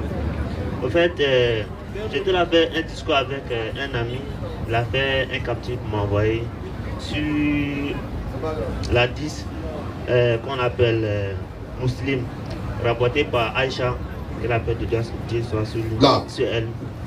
Le messager d'Allah m'a épousé alors que j'avais 6 ans et il a consommé le mariage avec moi lorsque j'avais 9 ans. Donc je voudrais que vous m'expliquiez un peu. Ma deuxième question est que ma deuxième question. C'est un quoi? Celui qui t'a posé la question, il est quoi? Bon, c'est un chrétien. D'accord, il faut lui demander dorénavant. Écoute, hein. Il faut lui demander. N'importe quel chrétien qui va te demander, dis-lui, ok, mariage là c'est mauvais, non? Il va te dire oui. Écoute, hein. Est-ce que tu peux nous donner un verset biblique? Une source biblique qui condamne ce mariage-là? C'est tout. Faut même pas tourner à lui pour chercher. C'est un musulman. Il va pas trouver. On a fait des lives et des lives sur ça. Aucun chrétien, ni Kémit même d'ailleurs, n'a été capable de sortir. Les Kémit ont parlé de ça, on leur a dit la même chose. Une source selon laquelle ce mariage serait problématique. Il n'y a pas. Il n'y en a pas. Ne cherchez pas à dire non, c'est 19 ans, c'est 18 ans, il y a divergence. Nos divergences nous concernent. Ça ne concerne pas les mécréants. Nos divergences là, c'est là que nous on en parle. Quand là, c'est 9 ans, ils n'ont qu'à prendre combien? Ils n'ont qu'à envoyer une source biblique. Que ce soit biblique, qui condamne ça. Traditionnaliste. Et puis c'est fini. Judaïque. Même Kémitis, la dernière de la classe. Mais tu sais pourquoi il ne pourra pas? Il montre que c'est pas bon. Parce qu'il y a 1 Corinthiens 7, je crois le verset 39, 36 là-bas, tu vas voir. Là-bas, là, on te dit de marier ta fille lorsqu'elle est pubère. Pubère veut dire quoi? Une fois que la fille a vu sa menstruation.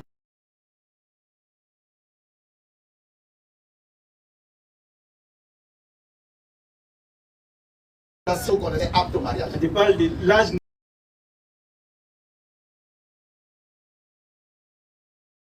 C'est à cause des lois de blanc, ils bavardent. C'est clair. Sinon, les femmes ne mettent ça. Sinon, en Afrique, ici, quand un père, sa fille commence à voir ces trucs-là, on connaît. Il est déjà découragé. Parce qu'il sait que là, il peut faire face à un truc inattendu. Automatiquement, normalement, un père conscient, il cherche à lui donner une relation, excusez-moi, sexuelle. Pour ne pas qu'elle tombe dedans. Il commence à lui parler de ce qui se passe entre l'homme et la femme. Parlez de ça avec vos enfants. Pose la question de dire, est-ce que le mariage là c'est bon? Est-ce que c'est une bonne chose? Il va dire non. Maintenant c'est sur la base de quoi toi tu dis que c'est pas bon. Comme tu es chrétien, donne-nous un verset biblique qui condamne ce mariage. Si c'est un kémite, donne-nous une preuve dans la coutume africaine qui condamne ce mariage. Tu vas voir que il va se lever pour partir. Le débat est fini. C'est tout. Parce que c'est une réalité d'une époque. C'était une réalité à une époque. 7e siècle, c'était pas un problème. Sinon, les gens cherchaient argument pour chasser Mohammed, non? On cherchait un argument pour dire qu'il est faux. Mais ils allaient pondu sur ça même temps pour dire qu'il est faux. Mais ils n'ont pas fait ça parce que c'était la réalité. C'est comme quelqu'un du 7e siècle qui vient dire champion, pourquoi vous voulez la voiture? Il dit il est non, mais quoi? Vraiment. Mais montez sur toi, Dan, pourquoi vous montez dans la voiture? Chacun sa réalité. Donc on ne peut pas venir parler de ça, frère. Rapidement, voilà. Et ma deuxième question est que je voudrais que nous pouvons mettre à lire qu'on appelle Matthieu 2, verset 11. Ah, tu as vu dans Matthieu. Un musulman qui vient dans Matthieu. Nous, souvent, c'est quoi, on te ramène à la place. Mais bon, allons-y. Matthieu 2, le verset 11. On dit quoi? Il entrait dans la maison, vit le petit enfant avec Marie, sa mère, se prosternait et l'adorait. Il ouvrit ensuite le trésor et lui offrit un présent de l'or, de l'encens. D'accord. C'est bon, question, adorer. En fait, oui, c'est la. C'est ça, ok. Ça, mais il y a problème. Qui l'a adoré? Remonte, c'est qui? Le problème ici, c'est adorer. Qui? Selon eux, qui l'a adoré? D'abord, c'est même pas de l'adoration, mais c'est qui d'abord? Monte. Vas-y. Le roi mage. Puis, il est envoyé à Bethléem en disant, allez et prenez des informations exactes sur le petit, quand vous l'aurez trouvé. Au verset 6. Ça y est, le roi mage. On a des blancs qui lisent, non, il s'agit des rois mages. C'est bon, si on a compris. Il s'agit des rois mages. Les mages, c'est qui? C'est ceux qui font la divination, c'est une sorte de magiciens. Donc ils acceptent que les magiciens soient venus se prosterner devant eux leur Dieu. Ça veut dire quoi? Merci. C'est pas comme si c'est une conversion qu'ils sont en train de faire. Mais ils demeurent dans leur, n'est-ce pas, dans leur culte. Et puis eux, ils acceptent que ceux-là soient venus et puis ils vont prendre ça comme une preuve pour dire qu'il est divin. Non, mais il y a un problème.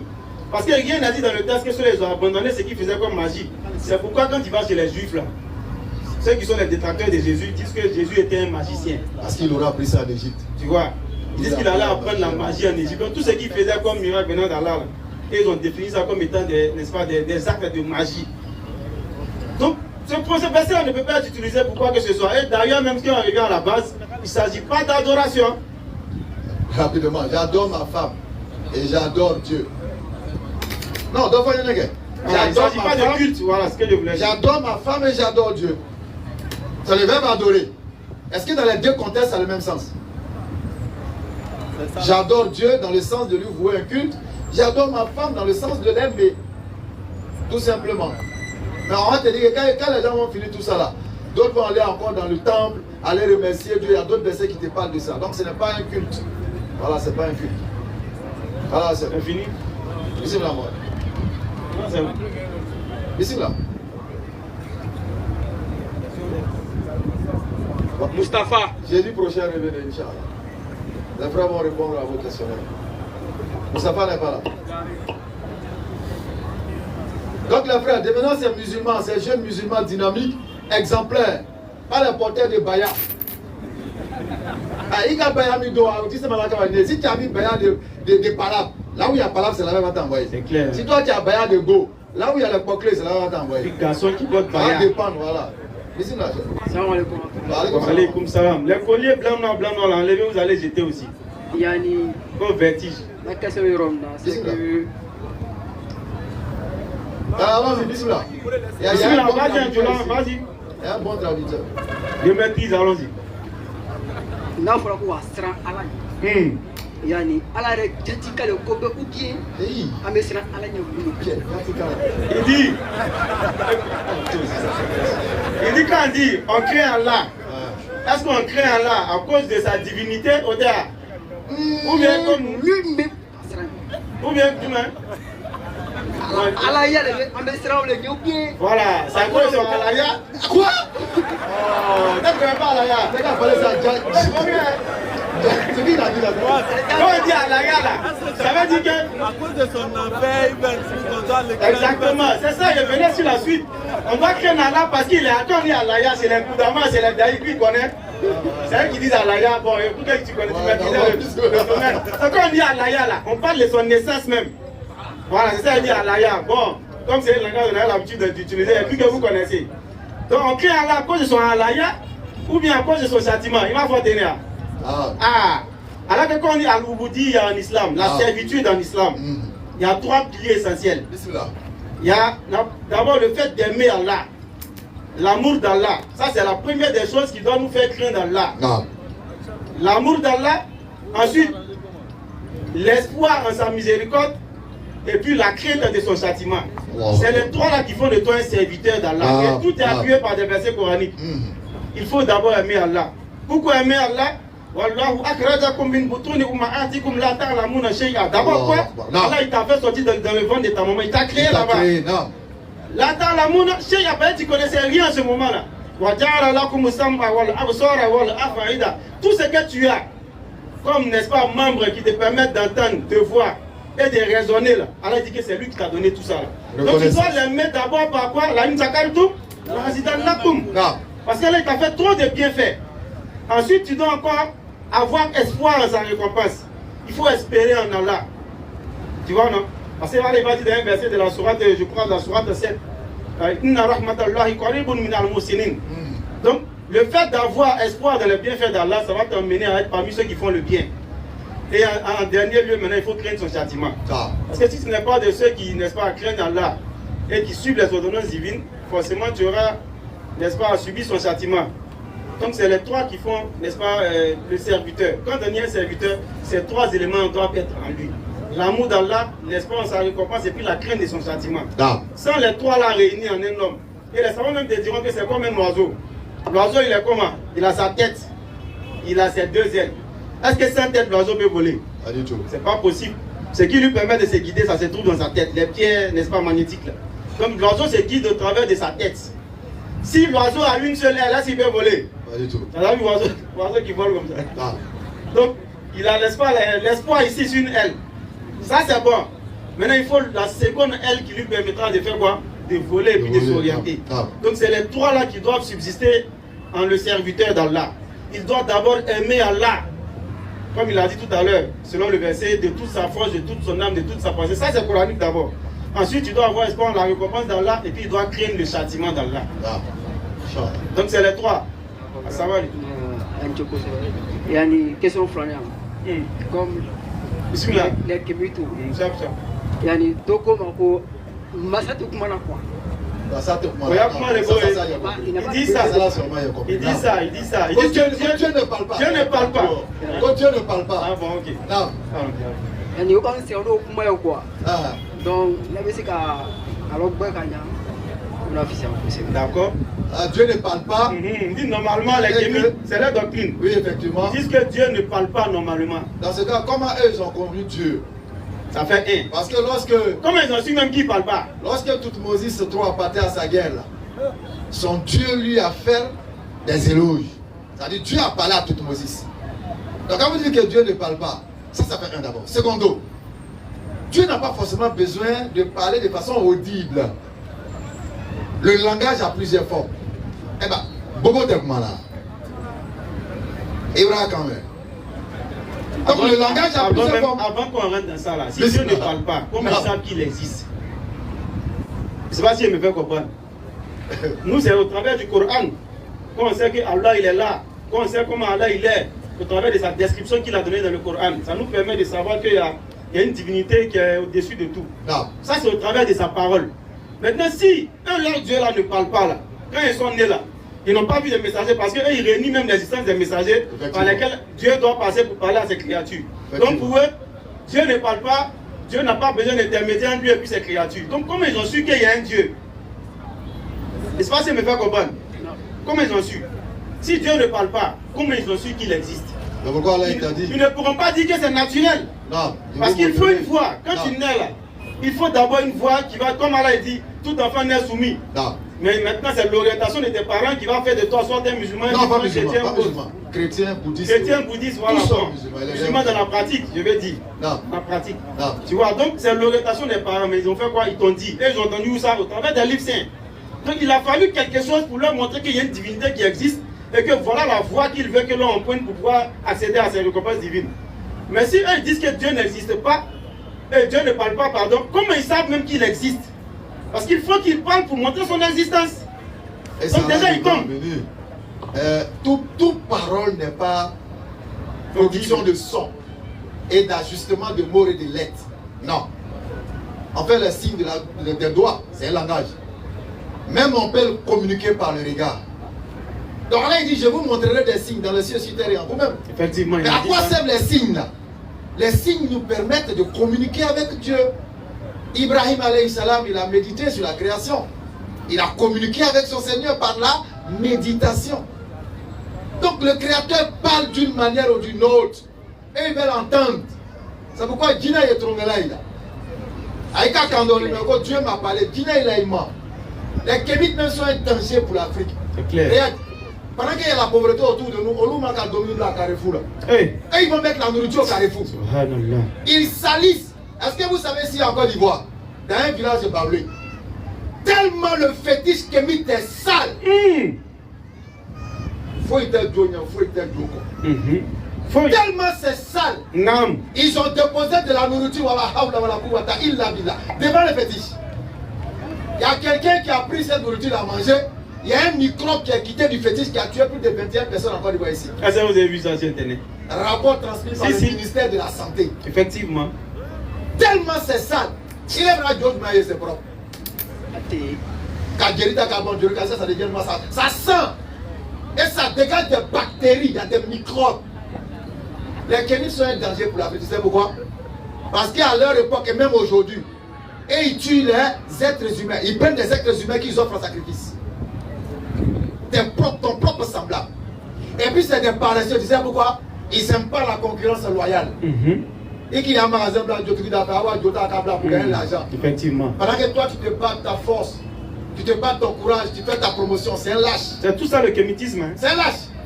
On est dans le travail, il se barricade des bailleurs et puis ça en braquer. C'est un lâche. Il s'en va détruire la fortune d'autrui parce qu'il a des bailleurs autour de lui que son Dieu lui aurait donné. C'est un lâche. Voilà ce qu'ils apportent à l'Afrique. Et au-delà même de ça, ils font croire que non, eux-mêmes c'est les plus gros esclavagistes du monde. C'est clair. Demandez à, comment s'appelle ce gars-là, Béanzin, gros esclavagiste. Il y a un autre qu'on appelle Gezo. Il a fini avec ça. Quand les Blancs ont voulu arrêter l'esclavage, ils ont dit non, on ne veut pas, parce que c'est notre business. Parce qu'ils avaient besoin des captifs. Lorsqu'un grand roi mourait dans le Dahomey, on prenait les captifs et puis on les diable pour accompagner le roi. Jusqu'à présent, ça a lieu. Mais les gens font ça en cachette. On a un converti ici. Tu te souviens, moi? Bien, effectivement, bien même. Il dit, jusqu'aujourd'hui, ça existe. Non, c'est pas tes brins. Ils vont te proposer. Écoute, on va l'appeler un jour, il est en fin fond d'un village quelque part. Ils vont te et puis il va expliquer. Donc les Kémites, c'est pourquoi? C'est pourquoi je suis en boubou là. Pour eux, ils pensent que l'islam nous arrache notre culture. Effectivement. Non, l'islam nous arrache pas notre culture. Quand on va dans nos villages là, est-ce qu'on ne voit pas nos tennis traditionnels, nos plats du village? On voit tout ça. Mais quand on vient dire Allah Akbar, on remercie Allah pour cette beauté culturelle. Mais nous refusons le culte d'aller se procéder devant bois, d'aller se procéder devant l'eau. C'est tout. D'aller se procéder devant la forêt sacrée, en parlement. Parce que l'être humain est au-dessus de tout ça. Allah il nous a assujetti tout ça pour qu'on exploite. Non. Allez voir sans faire, allez de tout là, sortons le bois. Allons-y chercher la fortune dans la montagne. Explosons la montagne pour sortir le fer et le nickel. Effectivement. C'est de ça il s'agit que l'Afrique est en retard. C'est clair. Bande de paresseux, de feignants. Non. Donc les Kémites ne peuvent rien apporter. Effectivement. Si c'est vrai que la paresse et la fainéantise. C'est clair. La seule voie susceptible de nous orienter, c'est l'islam. Clair. C'est pourquoi aujourd'hui, certains le combattent l'islam. Effectivement. Non. Et il y a beaucoup d'hypocrites dans l'islam. Ils disent Allah va part, mais au milieu d'eux, il y a assez de cordes. Ah ouais, ils ont leurs petits mois à la maison. Ils sont beaucoup. Ils sont ça à la maison. Ça n'y est pas, aller là, tout à la cabla, pour longtemps, ils tournent dans ça, les gars. Ils tournent dans ça. Allah nous aide. Amen. Pas de nous, des musulmans pieux et sincères. Amen. La seule droit qu'on peut faire, à la limite, s'il y a le mal ici, même moi ici. C'est clair. S'il y a le bonheur là-bas, même moi là-bas. Effectivement. C'est vrai, autant derrière faire, il y a faire. Derrière gros cœur, il y a gros cœur. Effectivement. Tu as mis moment de femme. Mais il va t'amener à l'époque. C'est clair. Et puis tu vas te tuer, donc c'est comme ça. Effectivement. Alors, quand tu dis à Allah, Allah il est ton seul soutien. Non. Ayons seulement cette sincérité du cœur. Non. Sortons de l'hypocrisie. Effectivement. Sortons de l'hypocrisie. Devenons ces musulmans sincères et pieux là. Comme il est déjà l'heure, Inch'Allah. On va permettre à nos invités de nous rejoindre. Hein? C'est fini, non? Inch'Allah. Qu'Allah accepte. Amen. En tout cas, on a été très heureux d'être reçus par nos frères. C'est clair. Maintenant, on leur dit merci. Effectivement. Et la dawa continue. C'est clair. C'est un devoir qu'on s'est assigné. On s'est assigné ce devoir-là pour pouvoir aider et s'aider soi-même. Non. Parce que trop mis à droit, trop mis à sounda là, on est trop. Effectivement. Donc je ne parle à moi-même qu'à vous-même. C'est clair. Je me conseille moi-même que vous-même. Effectivement. C'est pourquoi on est sur le terrain. Non. C'est pas parce qu'on sait que vous, on est mieux que vous. C'est clair. Non, hein. Tu nous vois comme ça, c'est pas parce que on se croit supérieur. Non, là, loin de là. On fait l'effort. Vous aussi, vous pouvez faire l'effort. Effectivement. Non. On a tourné le dos à tous ces méfaits. C'est pas parce qu'on ne peut pas. Hein. On peut, mais on a compris quelque chose. Quand de la manière tu meurs, qui ouvre la télé? Subhanallah. Bon, toi, tu es mort au maquis. Chacun n'a qu'à imaginer. Le péché que tu vas me faire, là, imagine. De la manière tu meurs, c'est comme ça que tu ressuscites. Ouais. Toi, tu es mort en train de débarrer. C'est bizarre, hein? Elle est niée comme moi-même. Parce qu'à l'aide de le Coran, que l'homme est un grand menteur. C'est pourquoi il va dire ceci dans le Coran. Quelque chose de magnifique. Parce qu'à moi, il connaît comme. Je suis brûlé dans le noir. Qui me voit, qui me connaît. Il est dans le côté qui est dit là. D'accord, Alanyati là, ça c'est pas un problème. Surat 18. Alanyati là, c'est pas un problème. Mais là, ce qu'il a dit. Surat 18. Allah nous dit. Le verset 48. Bismillah. Et ils seront ramenés en rang devant ton Seigneur. Ils seront ramenés en rang devant ton Seigneur. Nous voilà venus à nous. Comme nous avons créé pour la première fois. Parce qu'on sera nus comme on est né. Au verset 49. Nous retournerons à Dieu nus comme on est né. Et on déposera le livre de chacun. On déposera le livre de chacun. Alors, tu verras les criminels effrayés.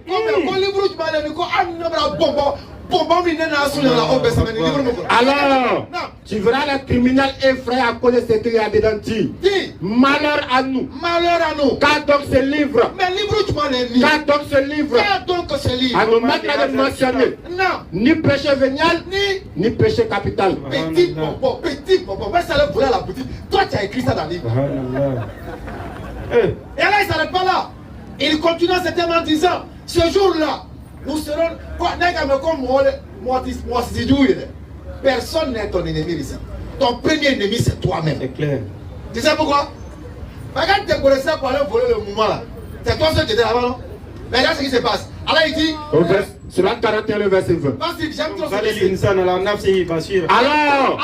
quand ils y seront, leur ouïe, leurs yeux et leur peau témoigneront contre eux de ce qu'ils œuvrent. Tous ceux-là vont témoigner contre toi. Et ils diront à leur peau. C'est là que tu as dit, hé peau. Pourquoi vous témoignez contre nous? Ah champion, moi je t'ai lavé, j'ai vu pommade sur toi. Pommade 40 000, pommade 50 000 pour te rendre joli. On arrive chez Dieu, t'as gâté mon nom. Pourquoi vous témoignez contre nous? Pourquoi vous témoignez contre nous? Elles diront. C'est Allah qui nous a fait parler. Parce qu'en réalité, Ibolomika, c'est un espion. C'est Allah qui nous a fait parler. Ton propre œil là, c'est un espion. C'est Allah qui nous a fait parler. Ton oreille est un espion. C'est Allah qui nous a fait parler. Parce qu'Allah c'est Allah qui nous a fait parler. C'est Allah qui nous a fait parler. Lui qui fait parler toutes choses. Vous voyez non? Donc on n'est pas caché dans le noir, mais dans le noir il y a un Dieu qui voit toutes choses. Même si lui ne te voit pas, il règne là, champion. Il règne là. Vous ne pouvez vous cacher. Vous ne pouvez vous cacher. Au point que ni votre ouïe. Au point qu'il est trop. Ni vos yeux. Ni tes yeux. Et ni vos peaux. Ni ta peau. Ne puissent témoigner contre vous. Bon, qu'est-ce qu'on peut dire encore à part ça? Subhanallah. Que nous puissions mourir en toute soumission. Et qu'il nous pardonne nos péchés. Qu'il fasse de nous des musulmans purs et sincères. Heureux d'être musulmans. Vive l'islam. Vive la dawa.